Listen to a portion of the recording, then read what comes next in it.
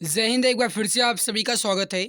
Uttar Pradesh police constable भर्ती 2022 assistant operator, head operator या फिर अगर आप आरआरबी, रेलवे किसी भी एग्जाम की तैयारी कर रहे हैं तो आप सभी मित्र जानते हैं कि साइंस एक इम्पोर्टेंट विषय है जिससे संबंधित एक नया क्वेश्चन गाइस आपके हर एक एग्जाम में आता है। असिस्टेंट ऑपरेटर हो, हेड ऑपरेटर हो या फिर रेडियो ऑपरेटर हो, इसमें तो गाइस अलग से सिलेबस ही दे दिया गया है कि इसमें साइंस के क्वेश्चन पूछे जाएंगे। तो चले मेरे प्यारे भाई, आज की बेहतरीन क्लास की शुरुआत करते हैं। और आप सबको बता दें कि साइंस की क्लास नंबर 12 हमारी है। इसके पहले हमने 11 तक अच्छे से कंप्लीट कर लिया है। अगर आपने नहीं देखा है तो आप चैनल की प्लेलिस्ट में जाओ, आपको हर एक क्लास अच्छे से मिल जाया करेगी, ठीक है। और इस क्लास की पीडीएफ जो है आपको विद आंसर के साथ हमारे टेलीग्राम चैनल या फिर व्हाट्सएप ग्रुप पर मिल जाएगी, ठीक है। तो आप जाकर के क्लास को वहां पर भी देख सकती हैं। शेर के साथ रहोगे तो जीवन में संघर्ष करना सिखाएगा, लेकिन अगर किसी गधे के साथ रहोगे तो वह हालातों के सामने झुकना सिखाएगा। समझ गए ना? कहने का मतलब क्या है? कुल मिलाकर के मतलब यह है कि संगति का असर है ना, संगति का असर। गाइस, आपने एक कहानी सुनी होगी जो पानी वाली होती है ना। कहते हैं कि अगर गाइस एक, अरे क्या मतलब है, शायद हाँ स्वाति नक्षत्र बताते थे। कहते हैं गाइस जो स्वाति नक्षत्र का पानी हो या फिर जो गाइस स्वाति नक्षत्र की बूंद होती है, अगर वो गाइस केले के पत्ते के बीच में गिर जाएगी तो वो कपूर बन जाएगी। फिर कहते हैं कि अगर वो गाइस समुद्र में गिर जाएगी तो वो सीप की मोती बन जाएगी, और वो सॉरी सीप के मुंह में गिर जाएगी, है ना। और अगर कहते हैं गाइस कि वो अगर मतलब सांप के मुंह में गिर जाएगी तो जहर बन जाएगी। तो मेरे भाई कुल मिलाकर के मतलब ये है कि वो है एक पानी की बूंद ही, लेकिन उसका अलग अलग गाइज जो संगति है उसके आधार पर उसके ऊपर असर पड़ता है। तो वही यहाँ पर भी लिखा गया है कि अगर आप शेर के साथ रहोगे तो वो जीवन में संघर्ष करना सिखाएगा, लेकिन अगर आप किसी गधे या गीदड़ के साथ रहोगे तो वह हालातों के सामने झुकना सिखाएगा। मेरे भाई, आप हमेशा उस मित्र का साथ कीजिए, जो भी आपके भाई बहन है, जो भी आपके प्यारे मित्र हैं, आप हमेशा उन्हीं मित्र का साथ कीजिए जो गाइस आपके सुख दुख में आपके साथ हों। इसके अलावा जो गाइस आपको हमेशा मोटिवेशन देने की हर संभव कोशिश करते रहते हो, मतलब गाइस आपको हमेशा गाइस वो हौसला देते रहे हो कि आप निश्चित है कि एक दिन सक्सेस हो जाओगे, निश्चित है कि आपका सिलेक्शन हो जाएगा। इस प्रकार से गाइस आपको वो हमेशा मोटिवेशन देते रहे, ठीक है। आप उन्हीं का साथ कीजिए, ठीक है। और आप उनका साथ कभी ना कीजिए जो कहे छोड़ो यार ये सब क्या है, चलो कहीं बाहर चलते हैं, कमाते खाते हैं अच्छे से, क्या मतलब है पढ़ने से, अरे जब तक हम यहाँ पर पढ़ेंगे तब तक तो हमारी लाइफ आगे बन जाएगी। ना मेरे भाई, ऐसा कुछ भी नहीं है, ठीक है। ऐसा सोचने वाले यहाँ पर केवल यही सोचते सोचते रह जाते हैं, उसके बाद उनकी जो ज़िंदगी है ना वो तबाह हो जाती है, कुछ मतलब की रही नहीं जाती, ठीक है मित्र। तो यहाँ पर आप हमेशा याद रखना कि आप हमेशा अपने उन्हीं मित्र का साथ करना जो आपके गाइस काम हों, जो आपके सुख दुख में साथ आ सकें, जो गाइस आपको हमेशा एक अच्छी राह दें, एक सच्ची सलाह दें। तो गाइस, अब आप इतने तो समझदार हैं कि आपको किसके साथ, आपको कौन से मित्र बनाने चाहिए, इतने समझदार आप हैं, समझ सकते हैं ना। तो फिलहाल चलिए आज की इस क्लास की शुरुआत करते हैं। फर्स्ट क्वेश्चन आपके सामने है। देखो, थोड़ा अगर आपको स्पष्ट ना दिखे तो आप गाइस अपने क्लास की क्वालिटी जो है वो हाई कर लेना, यानी 480 या 360p में स्टार्ट कर लेना। फर्स्ट क्वेश्चन है, थोड़ा समझना। लंबा चौड़ा क्वेश्चन दिख रहा होगा लेकिन क्वेश्चन पढ़ो। जब एक कार की गति जो है वो दोगुनी कर दी जाती है तब उसका उतनी ही दूरी में रोकने के लिए ब्रेक बल कितना होगा? समझना, कहने का मतलब क्या है, थोड़ा सा समझो, बहुत इंपॉर्टेंट है। कोई एक कार की गति है वो दोगुनी कर दी जाती है, मतलब कोई कार एक गति से जा रही है, उसकी गति को 2 टाइम्स कर दिया गया, और उसको उतनी ही दूरी में रोकने के लिए, यानी जितनी दूरी से वो गाय जा रही है, जितनी मतलब तेज से, जितनी गति से, उसी गति में रोकने के लिए उस पर जो ब्रेकिंग फोर्स लगेगा, ब्रेक बल लगेगा, वह कितना होगा? मेरे भाई, अगर वो दोगुनी कर दी जाती है तो उसका ब्रेक बल जो है वो चौगुना लगाना पड़ेगा, है ना, उसका दोगुना तो लगाना पड़ता है। तो यहाँ पर सही आंसर क्या हो जाएगा मेरे भाई? ऑप्शन नंबर ए आपका बिल्कुल करेक्ट आंसर हो जाएगा। अगला क्वेश्चन, क्वेश्चन नंबर 2 आपके सामने है कि निम्नलिखित में से कौन सा मूल परिमाण है? इसका आंसर आप सभी बताएंगे, मूल परिमाण कौन सा हो जाएगा? लगभग सभी जानते होंगे इसका सही आंसर।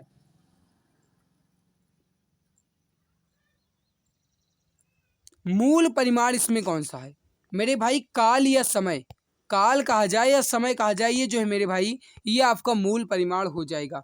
तो यहाँ पर सही आंसर क्या हो जाएगा आपका? Option number B. तो जो भी प्यारे भाई बहन, प्यारे मित्र यहाँ पर ऑप्शन बी बता रहे हैं, बिल्कुल करेक्ट आंसर हो जाएगा। अगला क्वेश्चन आपके सामने, क्वेश्चन क्या कह रहा है समझना। क्वेश्चन है कि निम्नलिखित में से किसका विमेय सूत्र आवेग के सूत्र के समान है? यानी कि इसमें गाइस बल, संवेग, बलाघूर्ण और संवेग के परिवर्तन की दर, ये 3 गाइस दिए गए हैं और इसमें किसका डायमेंशनल जो फार्मूला है वो आवेग के बराबर होता है। अब आप अगर जानते होंगे तो इसका आंसर आप आसानी से दे सकते हैं। लगभग सभी मित्र इसका आंसर जानते हैं और लगभग सभी भाई बहन का आंसर भी सही आ रहा है। देखो आवेग और संवेग जो है मेरे भाई ये बराबर होते हैं, आप सभी जानते हैं। तो आवेग और संवेग का जो डायमेंशनल फार्मूला है या फिर कहा जाए जो विमीय सूत्र है, ये हमेशा बराबर ही होगा। जब बराबर है गाइस तो बराबर ही होगा इसका विमीय सूत्र। तो यहाँ पर सही आंसर क्या हो जाएगा मेरे भाई, ऑप्शन बी आपका बिल्कुल परफेक्ट आंसर हो जाएगा। नेक्स्ट क्वेश्चन आपके सामने है कि यदि एक केशिका के व्यास को दुगुना किया जाए तो उसके भीतर के पानी का उठाव कैसा होगा। समझना मेरे भाई, मैं आपको बता दूं कि आज जो क्वेश्चंस हैं आपके थोड़े टफ लेवल हैं, आपको थोड़े कठिन लग सकते हैं, बट कोशिश करना मेरे भाई, समझने की कोशिश करना। अगर आप समझने की दृष्टि से अच्छे से समझते हो तो कोई भी प्रश्न, कोई भी क्वेश्चन आपको कठिन बिल्कुल भी नहीं लगेगा, ठीक है। तो आप हर एक क्वेश्चन को समझने की कोशिश करना, लेकिन फिर भी अगर आपको कोई क्वेश्चन टफ लगे या फिर कोई क्वेश्चन अगर आपको गाइस कठिन लगे तो आप उसका स्क्रीनशॉट तुरंत ले लिया करो, ठीक है। लेकिन याद रहे, स्क्रीनशॉट लेने के बाद भैया उसे ग्रुप में ही ना पड़े रहने दो, मतलब उसे अपने गैलरी में ही पड़े रहने ना दो, ठीक है। कुछ मतलब नहीं है गैलरी में, क्योंकि आप एग्जाम देने जाओगे तो गैलरी साथ में थोड़ी जाएगी, दिमाग की गैलरी साथ में जाएगी, है ना। तो गाइस आप उसे अपने नोट्स में तुरंत लिख लो ताकि आप उसे बाद में दोबारा देख सको। तो देखो, किसी केशिका के व्यास को अगर दोगुना किया जाएगा तो उसके भीतर के पानी का उठाव कैसा होगा, यानी कि इसका जो सही आंसर होगा वो आपको बताना है मेरे भाई। समझना, उसके जो पानी का उठाव कैसा होगा अगर उसका व्यास जो है, यानी इसका जो गाइस व्यास है वो दोगुना कर दिया जाएगा तो उसके पानी का उठाव कैसा होगा मेरे भाई, आधा हो जाएगा, ठीक है। समझो, आंसर आपका आसानी से आ जाएगा। ऑप्शन बी आपका यहाँ पे बिल्कुल परफेक्ट आंसर हो जाएगा। अगला आपके सामने क्या है, थोड़ा समझो, ये भी आपका इंपॉर्टेंट है। देखो, लंबे चौड़े क्वेश्चन आपको देखे तो उसको देख करके घबराओ ना, बिल्कुल ना घबराओ, ठीक है। अच्छे से समझो फिर उसका ऑपरेशन कर दो, है ना। ऑपरेशन सक्सेसफुल कर दो तुरंत डाइड करके। भैया क्वेश्चन है कि जब एक धातु की अंगीठी, अंगीठी यहाँ पर है, ठीक है, अंगीठी है मेरे भाई, या छल्ले, ठीक है, अंगूठी या छल्ले को गर्म किया जाता है तो उसके छिद्र का क्या होता है। कहने का मतलब यह है कि कोई धातु की अंगूठी है या फिर गाइस कोई धातु का एक छल्ला है, अगर उसको हम गर्म करते हैं तो उसके छिद्र का क्या होगा मेरे भाई। कहने का मतलब ये है कि अगर हम धातु को गर्म करते हैं तो उसमें क्या होगा, बस थोड़ा घुमाया गया है ना, थोड़ी इसकी लैंग्वेज ही चेंज की जाती है और कुछ नहीं किया जाता मेरे भाई, ठीक है। यह जब धातु को गर्म किया जाता है तो फैलती है, आप सभी जानते हैं। तो यहाँ पर सही आंसर क्या हो जाएगा, वह फैलता है। तो जो भी मित्र यहाँ पर ऑप्शन ए बता रहे हैं कि वह फैलता है, बिल्कुल परफेक्ट, बिल्कुल करेक्ट आंसर आपका हो जाएगा। नेक्स्ट आपके सामने क्वेश्चन क्या है, थोड़ा ये भी आपका लंबा चौड़ा क्वेश्चन है, लेकिन समझो। ये लो, अब गाइस आपको पूरा ऑप्शन भी दिख रहा होगा और क्वेश्चन अच्छे से पढ़ो। क्वेश्चन क्या कह रहा कि बरसात की बूंद बहुत ऊंचाई से गिरती है, उनके बारे में निम्नलिखित में से कौन सी बात सही है। बरसात की बूंद बहुत ऊंचाई से गिरती है, इसके बारे में कौन सी बात सही है।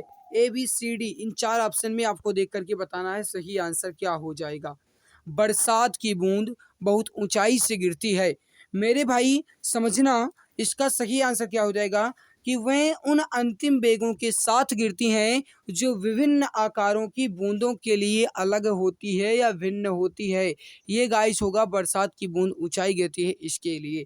सही आंसर क्या होगा यहाँ पर आपका, ऑप्शन ए आपका बिल्कुल करेक्ट होगा। अगला आपके सामने मेरे भाई क्वेश्चन क्या कह रहा है कि पानी की सतह पर हल्के रखी गई एक लोहे की सुई उस पर क्यों तैरती है। देखो, मैं आपको बता दूं कि जो भी क्वेश्चंस आपको टफ लगे आप उसका स्क्रीनशॉट तुरंत ले लो मेरे भाई, मैंने आप सबको पहले ही बताया।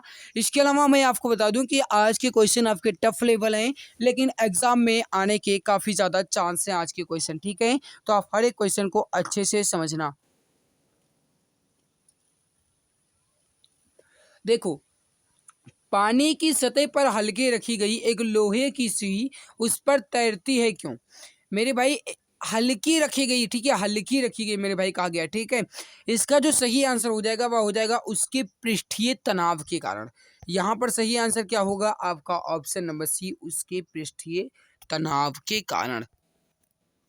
कोई भी नाव डूब जाएगी यदि वह पानी हटाती है अपने आयतन के बराबर, भार के बराबर, पृष्ठभाग के बराबर या फिर घनत्व के बराबर। कोई भी नाव डूब जाएगी अगर वह पानी हटाती है किसके बराबर? जल्दी जल्दी आंसर देंगे सभी मित्र। करेक्ट आंसर क्या हो जाएगा?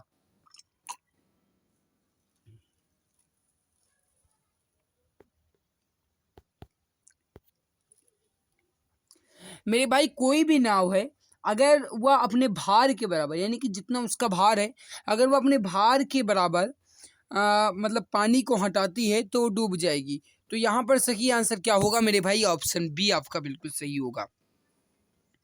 अगला है कि रॉकेट को अंतरिक्ष में छोड़ने के लिए कितने न्यूनतम प्लान वेग की आवश्यकता होती है? ये भी आपका इम्पोर्टेंट है, सभी मित्र बताएंगे कि रॉकेट को अंतरिक्ष में छोड़ने के लिए कितने न्यूनतम प्लान वेग की आवश्यकता होती है। मतलब ये है गाइस, अगर आ जाए सिंपल तरीके से तो क्वेश्चन आपसे ये पूछा गया कि पृथ्वी का जो प्लान वेग है ये कितना होता है।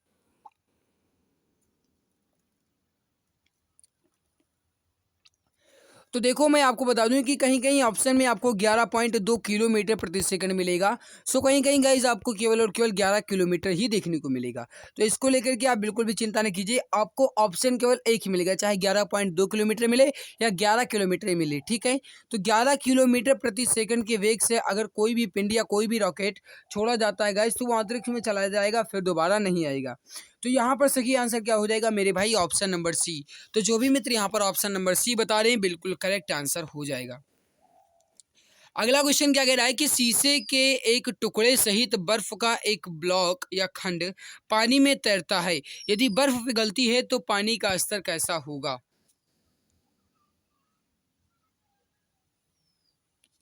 आज के क्वेश्चन की लैंग्वेज थोड़ी गाइज आपको उटपटांग लग रही होगी लेकिन इंपॉर्टेंट है। बर्फ पिघलती है भैया तो पानी के जो गाइस स्तर है उसमें कुछ भी परिवर्तन नहीं रहता है, यानी अपरिवर्तित रहेगा या फिर उतना ही रहता है। तो सही आंसर क्या हो जाएगा मेरे भाई? ऑप्शन नंबर सी आपका बिल्कुल करेक्ट हो जाएगा। अगला आपके सामने क्वेश्चन क्या कह रहा है कि किसी रेलवे प्लेटफॉर्म पर खड़ा व्यक्ति आती एवं जाती हुई रेलगाड़ी की आवाज को सुनता है, उसे सीटी की आवाज दोनों मामलों में सभी दृष्टियों से एक समान सुनाई देती है। रेलगाड़ी के आने पर अधिक तीव्र सुनाई देती है, रेलगाड़ी के आने पर ऊंची सुनाई देती है, रेलगाड़ी के छूटने पर ऊंची सुनाई देती है। छूटने का मतलब ये हुआ मेरे भाई कि रेलगाड़ी के जाने पर। आप थोड़ा समझो और आंसर दो, सही आंसर क्या हो जाएगा?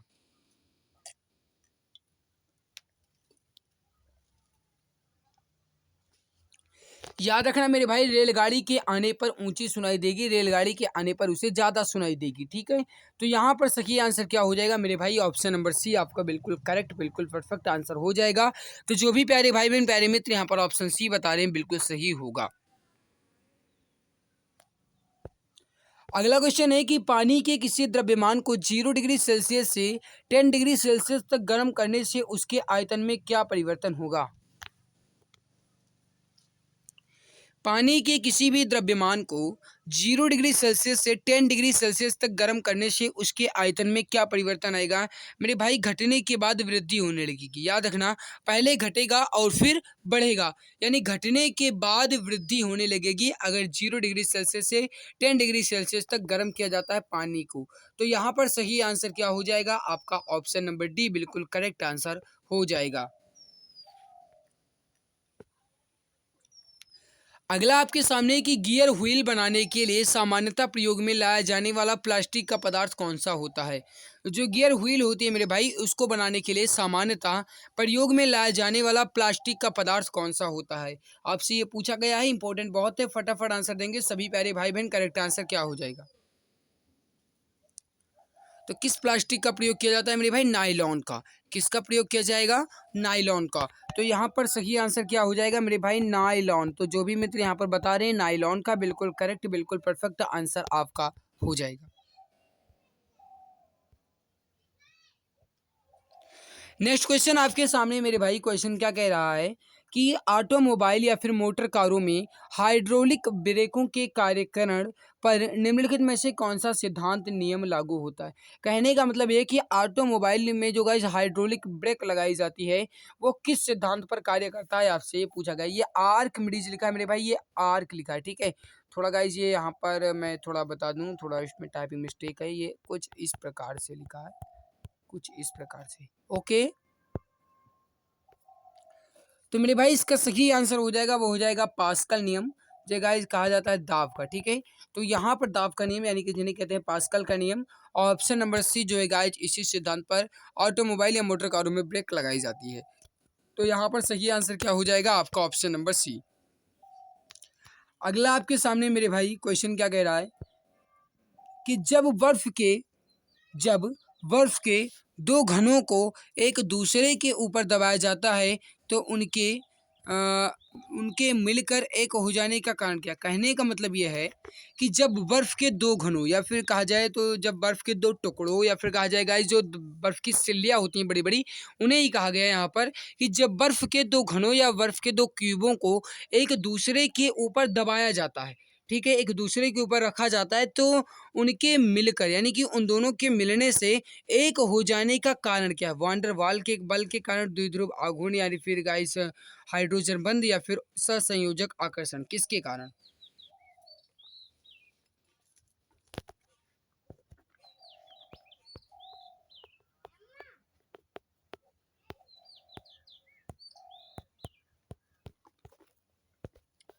किसके कारण मेरे भाई, सहसंयोजक आकर्षण के कारण बर्फ के दो घनों या क्यूब को एक दूसरे के ऊपर दबाया जाता है। तो यहाँ पर सही आंसर क्या हो जाएगा आपका, option D. Very very important question आपके सामने। क्वेश्चन क्या कह रहा है कि यदि वायु दाब मापी यंत्र या फिर गाइस कहा जाए जो वायु दाब मापी यंत्र होता है बैरोमीटर, उसकी रीडिंग यानी कि गाइस जिसका मापांक किया जाता है उसमें अचानक तेजी से गिरने लग जाए तो इससे क्या संकेत मिलेगा। मेरे भाई क्वेश्चन क्या कह रहा है थोड़ा समझना कि जो बैरोमीटर होता है अगर उसका पारा या फिर उसकी जो गाइस रीडिंग है वो अचानक गिर जाए तो हमें किस बात का संकेत मिलता है, ये क्वेश्चन आपसे पूछा गया है।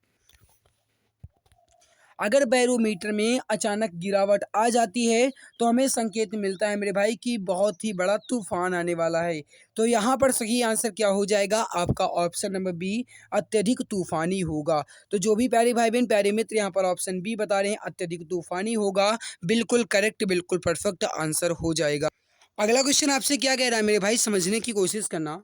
बॉल को लपकते या फिर कहा जाए गाइस बॉल को कैच करते समय एक क्रिकेट का खिलाड़ी निम्नलिखित में से किसको कम करने के लिए अपना हाथ नीचे या फिर पीछे कर लेता है। जो गाइस आप बॉल खेलते होंगे और जब गाइस बल्लेबाज बॉल मारता है तो आप उस बॉल को कैच करने के कारण यानी कि कैच करने के लिए अपने हाथ को पीछे कर लेते हैं। कैच करने के बाद जब आप बॉल को पकड़ लेते हैं तो गाइस आप अपने हाथ को पीछे कर लेते हैं ताकि हमें उसके जो गाइस दाब है या फिर जो गाइस उसका बेग है वो हमारे ऊपर कम हो जाए, है ना।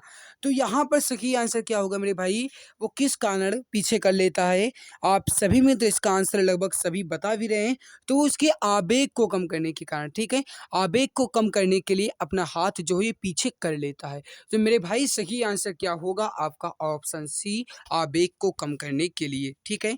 इस क्लास की पीडीएफ आपको हमारे Telegram channel exam Guruji by Arvind sir पर मिल जाएगी। टेलीग्राम पर आपको इसकी पीडीएफ मिल जाएगी, आप टेलीग्राम पर जा करके देख लेना मेरे भाई। ओके, अगला है कि जब बस सहसा मुड़ती है तब बस में खड़ा यात्री बाहर की ओर गिरता है, इसका आखिर कारण क्या है। थोड़ा समझो, एक्सपेरिमेंट आपने भी किया होगा और लगभग गाइस आपने देखा भी होगा।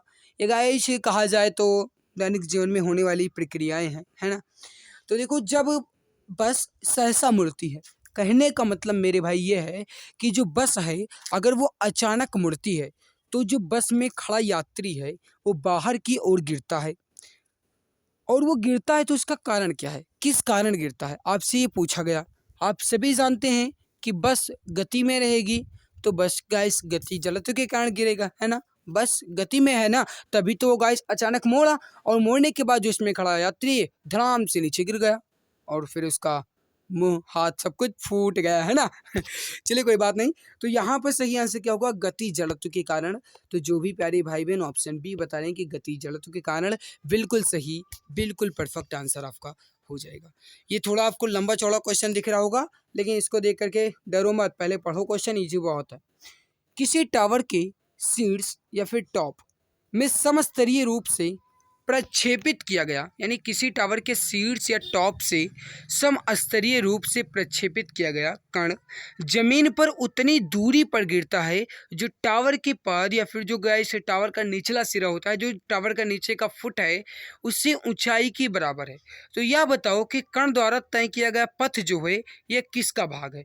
मेरे भाई समझना, बहुत ही ईजी क्वेश्चन है। कह क्या रहा है, ये देखो, ये गाइस कोई टावर है और इसके शीर्ष या फिर गाइस कहा जाए इसके टॉप पर कोई एक कण है और ये गिराया जाता है जमीन पर। तो ये उतनी ही दूरी पर गिरेगा जितनी दूरी गाइस इसकी है, ये बताया गया यहाँ पर।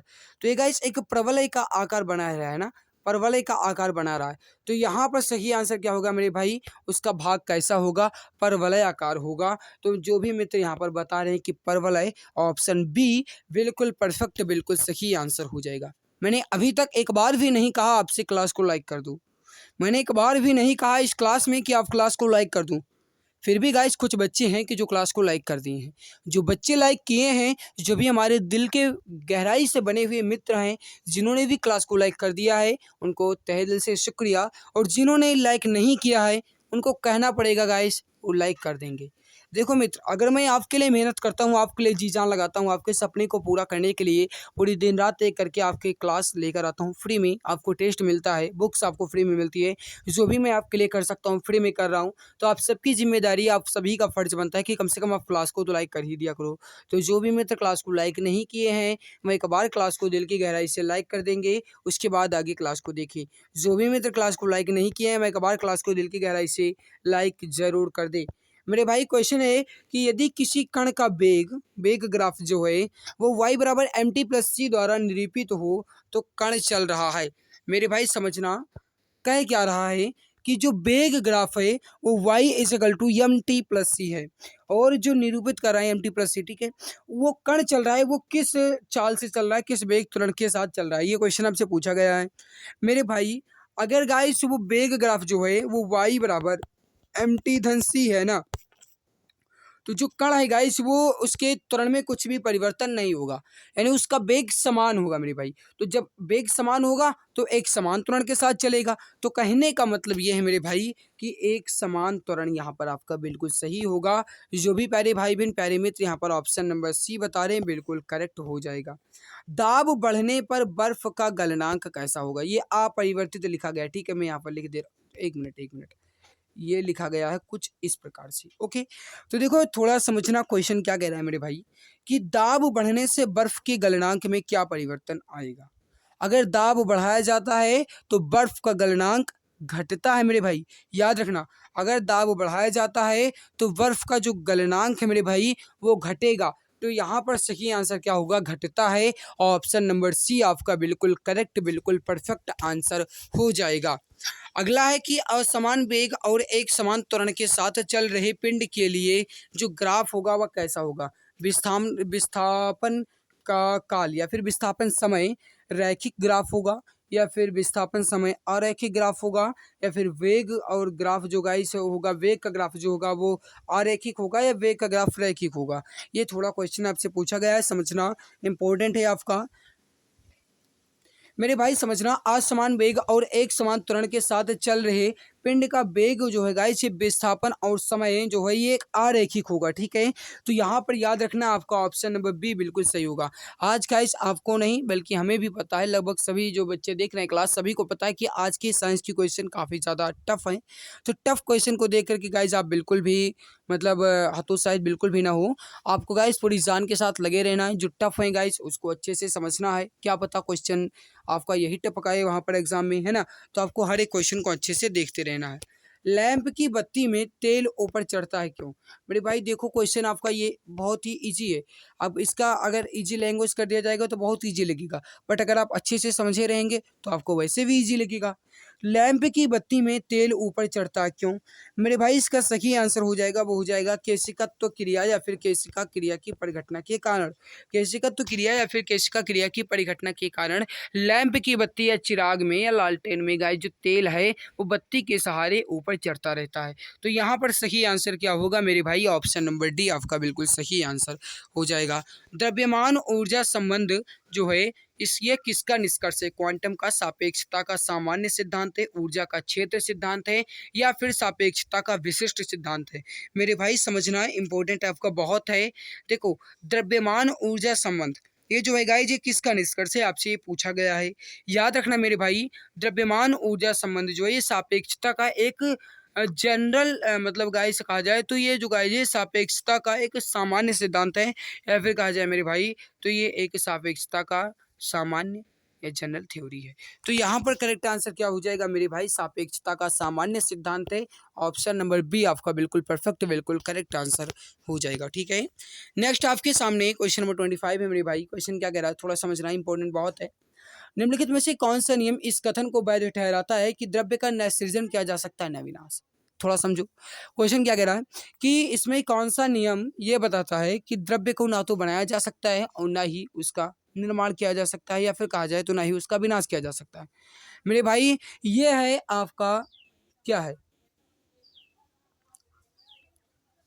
द्रव्यमान संरक्षण का नियम है मेरे भाई। ऑप्शन सी आपका बिल्कुल सही होगा। ठीक है, द्रव्यमान संरक्षण का नियम है। तो जो भी प्यारे भाई बहन ऑप्शन सी बता रहे हैं बिल्कुल परफेक्ट, बिल्कुल करेक्ट आंसर हो जाएगा। तो मेरे प्यारे मित्र हमने यहाँ पर साइंस के क्वेश्चंस को कंप्लीट कर लिया, और मुझे उम्मीद नहीं बल्कि ये पूरा विश्वास है कि आपको हमारी ये बेहतरीन क्लास अच्छी लगी होगी। अगर अच्छी लगी है तो सभी प्यारे भाई बहन एक बार क्लास को दिल से लाइक कर दो, और जो भी मित्र हमारे इस चैनल पर पहली बार आए हैं, अपने इस प्यारे यूट्यूब चैनल पर पहली बार आए हैं, मेरे चैनल को सब्सक्राइब तो कर ही लेंगे। सब्सक्राइब करने में कुछ भी कंजूसी ना हो मेरे भाई, सब्सक्राइब कर लेना ताकि आने वाली हर लाइव क्लास की नोटिफिकेशन आपको टाइम टू टाइम मिला करे। ठीक है, आज के क्वेश्चन आपको टफ जरूर लगे होंगे लेकिन इंपॉर्टेंट बहुत है क्वेश्चन। जो भी आपको टफ लगे आप उसका स्क्रीनशॉट तुरंत ले लेना। ठीक है, इसकी पीडीएफ मैं अभी तुरंत आपको दे दूंगा टेलीग्राम पर, या फिर सुबह तक आपको इसकी पीडीएफ मिल जाएगी ताकि आप इसे अच्छे से देख सकें। वेरी वेरी इंपॉर्टेंट क्वेश्चन है इसीलिए। तो आज की इस बेहतरीन क्लास में इतना ही, मिलते हैं दूसरी नई क्लास में, तब तक के लिए बहुत बहुत धन्यवाद।